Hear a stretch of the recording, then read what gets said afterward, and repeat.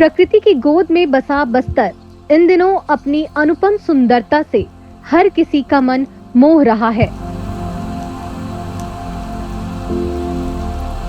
Monsoon के रिमझिम फुहारों ने यहाँ के पहाड़ों, जंगलों, झरनों और हरी भरी वादियों को नई जीवंतता से भर दिया है।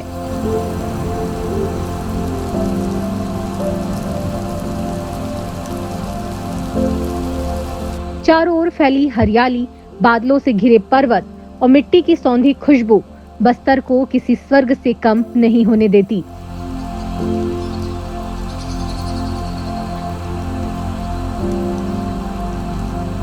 लगातार 4 दिनों से हो रही झमाझम बारिश के बीच हमारी द लेंस की टीम बस्तर के खूबसूरत गांव गडमीरी पहुंची।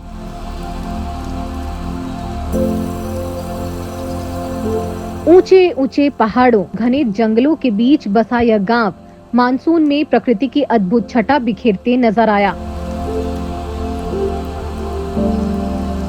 बादलों की चादर में लिपटी पहाड़ियां, खेतों में लहलहाती हरियाली और कल-कल बहते झरने इस गांव की सुंदरता में 4 चांद लगा रहे हैं। बीते वर्षों में मानसून के दौरान संभाग के कई शहरी इलाकों में बाढ़ जैसी परिस्थितियां बनी थी।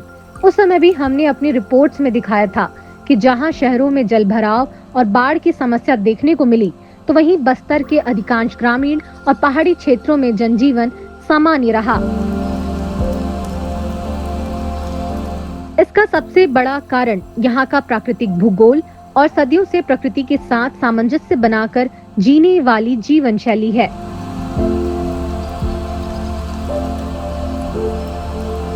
पहाड़, जंगल और प्राकृतिक जल निकासी व्यवस्था आज भी इन इलाकों की रक्षा करते हैं। आइए इस मानसून में देखते हैं प्रकृति की गोद में बसे खूबसूरत बस्तर की मनमोहक और जीवंत तस्वीरें।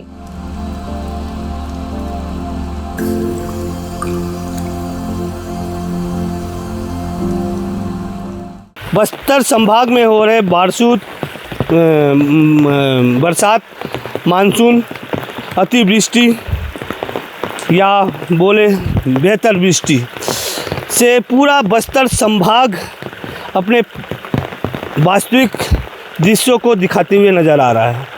अपने प्राकृतिक अवस्था में आ चुका है। उस बस्तर, जिस बस्तर को पूरी दुनिया जानती है, खूबसूरत बस्तर, उस बस्तर को जिसे पूरी दुनिया स्वर्ग मानती है, वहाँ बस्तर आज अपने प्राकृतिक रूप में आ चुकी है। आप देख सकते हैं कि चारों ओर खेत है, खेत के बाजू में ऊंचे ऊंचे पहाड़ है और आसपास चारों ओर अगर आप देखेंगे तो छोटे छोटे झोपड़ी, छोटे छोटे घर और उन घरों के बीच में बसा हुआ एक गांव, और ये गांव किसी स्वर्गलोक से कम नहीं है।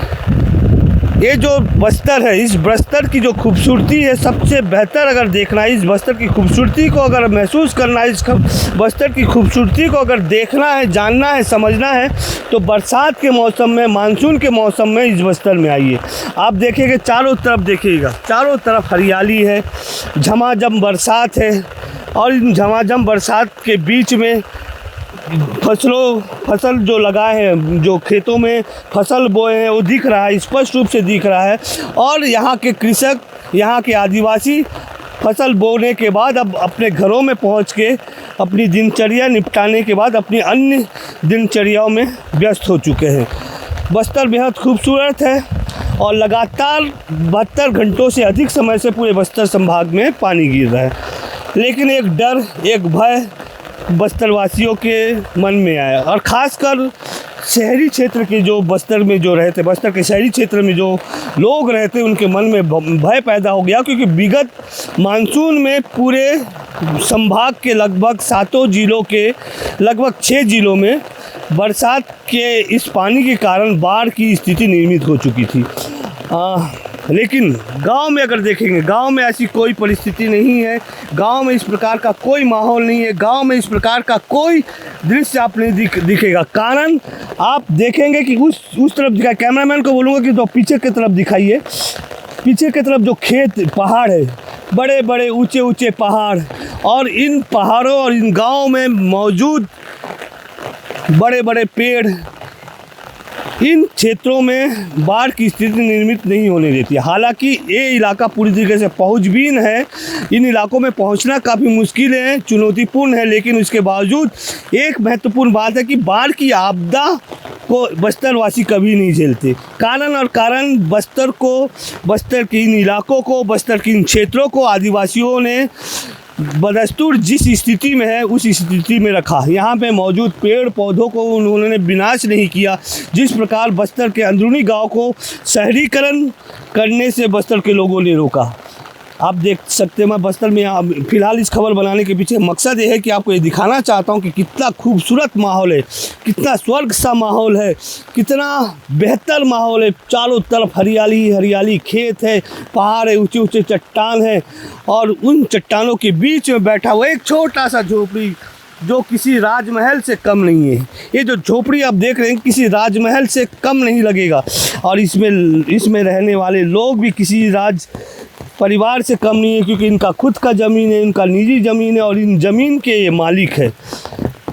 ज़रूरत है इस बस्तर को बचाने की, ज़रूरत है इन लोगों को बचाने की, ज़रूरत है इस प्रकार के पर्यावरण को बचाने की। इन आदिवासियों के मन में एक भय पैदा हो चुका है कि आज जो बस्तर है, आज से 10 साल के बाद वो बस्तर इन क्षेत्रों में रहेगा कि नहीं। उन्हें इस बात का डर है कि कहीं उनकी प्रकृति से, उनकी जो प्राकृतिक जीवन से उन्हें बेदखल तो न कर दिया जाए।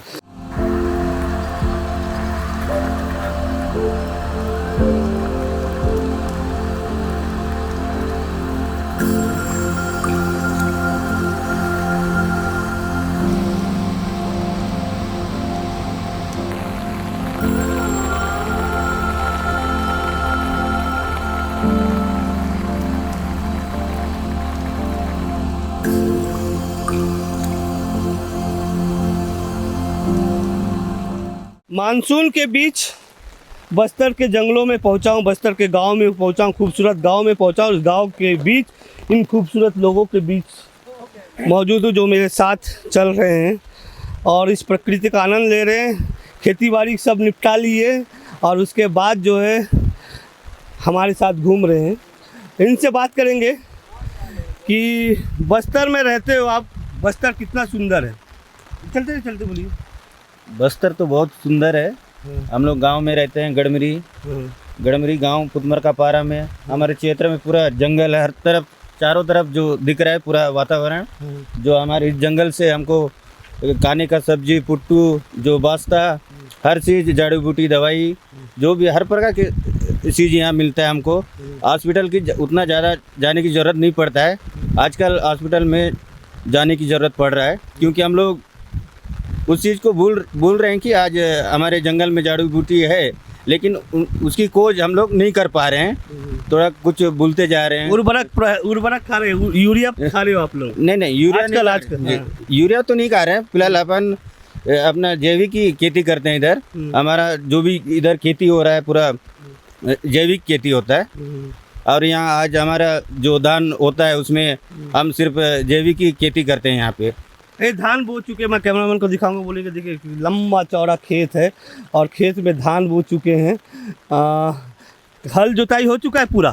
हाँ जी, हल जोताई तो हो गया है। हल जोताई हो गया है। हाँ। और यहाँ पे धान अच्छा होता है? हाँ, धान तो बहुत अच्छा होता है। बहुत अच्छा होता है। हाँ जी। पानी की कोई कमी नहीं है? पानी की तो कमी नहीं है। बीच में पानी तो नहीं गिर रहा था तो हमको परेशानी हो रहा था। हम लोग 2-1 दिन में हम लोग हमारा भीमसेन बाबा के यहाँ जाने वाले थे कि हमारा पानी पानी नहीं गिर रहा है बोल के, कि उससे 2 दिन पहले पानी गिरना चालू हो गया। तो हमको बहुत खुशी मिल रहा है कि ऐसे ही पानी और अच्छा 2-1 दिन और गिर जाए तो और हमारा खेती अच्छे से हो जाएगा। भीमसेन देव मान गए आपकी बातों को। अच्छा, जंगल में रहते हैं, जंगल में क्या क्या जड़ी बूटी मिलता है? यहाँ पे सब क्या बोलते हैं, हम लोग के भाषा में रेपाल भी बोलते हैं। हर प्रकार का दवाई यहाँ पे कोद के खाने से ना हर बीमारी को, जैसा मलेरिया होता है उसमें हम लोग चापड़ा बोलते हैं। चापड़ा, हाँ। चापड़ा जैसा गिराने के बाद ना थोड़ा चबाने से ना अपना थोड़ा मलेरिया कम भी हो जाता है। अच्छा, अभी बरसात का मौसम है, पूरा इतना बेहतर माहौल है। शहरी माहौल, शहर का माहौल और गांव के माहौल में क्या फर्क है लगता है आपको? शहर का मतलब उस टाइप का रहता है, प्रदूषण है। हाँ, प्रदूषण है। और यहाँ का ना हम लोग वातावरण बढ़िया लगता है हम लोग को। शुद्ध हवा, शुद्ध हवा, शुद्ध पानी, पानी शुद्ध है और बारिश भी बढ़िया। जैसा आने से हम लोग ना खेती कमाई सब कुछ मस्त है, काम दाम करके जैसा घर में लौट आ जाते हैं। तो पूरा खेत हल जोतना हो चुका है? हो चुका है अभी। लगातार 3 दिन से पानी गिर रहा है, कोई दिक्कत है गाँव में? नहीं, कोई दिक्कत नहीं। अच्छा हो रहा है, पानी गिर रहा है। अच्छा, एक बात बताओ भाई, छोटे लाल है मेरे भाई मौजूद है, कैमरामैन को बोलोगे थोड़ा करीब है। पिछले बरसात में, मानसून में पूरे शहरों में बाढ़ आ चुका था, गांव में बाढ़ आया? जी, गांव में तो बाढ़ नहीं आया अपने यहाँ। क्यों नहीं आया? जंगल है और हमारे पानी जाने का नाला भी है, और कभी दंतेड़ा पूरा बाढ़ आ जाता है, तब भी हमारे गांव में कभी बाढ़ आया नहीं है। प्रकृति के साथ छेड़छाड़ नहीं करते? नहीं, हम लोग प्रकृति के साथ छेड़छाड़ नहीं करते, इसीलिए हमारा गांव सुरक्षित है और सुरक्षित रहेगा। यही है हमारा, प्रकृति से हम लोग जो आशीर्वाद मिलता है उसको हम सेवा से अगर अच्छा करते हैं तो इसीलिए हमको वो सम्मान देता है। वो भी गांव का शहरीकरण होना चाहिए, नहीं कंक्रीट का बिल्डिंग, बड़े बड़े बिल्डिंग चाहते हो आप? नहीं, अभी तो फिलहाल हम लोग जो कापरा जैसे हम लोग वातावरण अपना पेड़ पौधे से हम लोग जो घर बनाए मिट्टी से, वो वही घर मन हम लोग को अच्छा। सीमेंट का घर भी हो लेकिन ज्यादा हाँ, ज़्यादा ऊंचा तो नहीं, सीमेंट का घर भी होना चाहिए। आजकल शिक्षित हो रहे हैं तो कुछ लोग अच्छा घर बना के रह रहे हैं, लेकिन कुछ उसमें जितना खुशी मिलता है उससे ज़्यादा तो हमको कापरा घर में खुशी मिलता है। तो आप देखेंगे, कैमरामैन को जरूर बोलूँगा कि ये जो पूरा चारों तरफ का वातावरण दिखाइए, चारों तरफ की जो खूबसूरती दिखाइए, शुद्ध हवा है, शुद्ध पानी है, और शुद्ध पानी और हवा के बीच में स्वस्थ लोग हैं। कारण क्योंकि ये जो पर्यावरण है, शहरी आवरण में, शहरी क्षेत्र में ये पर्यावरण उनको नहीं मिल सकता था, लेकिन ग्रामीण लगातार इन क्षेत्रों में रह रहे हैं। कितने वर्षों से रह रहे हो? पुरखों से रह रहे हैं? कब से रह रहे हो यहाँ पे? नहीं, पुरखों से रह रहे हैं हम लोग। पुरखों से रह रहे हैं, यहीं पे रहेंगे? हाँ, यहीं पे रहेंगे, हम गांव छोड़ के कहाँ जाएंगे। अच्छा, उद्योग की बात बहुत करते हैं, आप उद्योग चाहिए गाँव में? नहीं, गाँव में तो उद्योग नहीं चाहिए हम लोग को फिलहाल। हम लोग उद्योग लगेगा तो हमारा जमीन जाएगा तो हम कहाँ रहेंगे। हमारा जीवन यापन यहीं पे चल रहा है और अच्छे से चलेगा। आने वाला पीढ़ी को हम लोग तकलीफ देना नहीं चाहते हैं। डर लगता है भैया, डर लगता है कि बहुत चारों तरफ जो उद्योग आ गए, बैलाडीला का पहाड़ पूरा कूद रहा है, डर लगता है आपको? अब क्या है, जैसा बैलाडीला में तो हर किसी का जमीन भी है, क्या है, पूरा कब्जा होते जा रहा है। जैसा हम लोग क्या अपने बेल्ट में जैसा उद्योगपति नहीं डालेंगे तो हम लोग का खेती बाड़ी बढ़िया चलेगा। हमारा आने वाला पीढ़ी को भी अच्छा, हम लोग जैसा कमा के खा रहे उस टाइप का ही कमा के खाना। पर्यावरण के क्षेत्र में यहाँ पे पर्यटक लोग आए तो बहुत अच्छा बात है ना?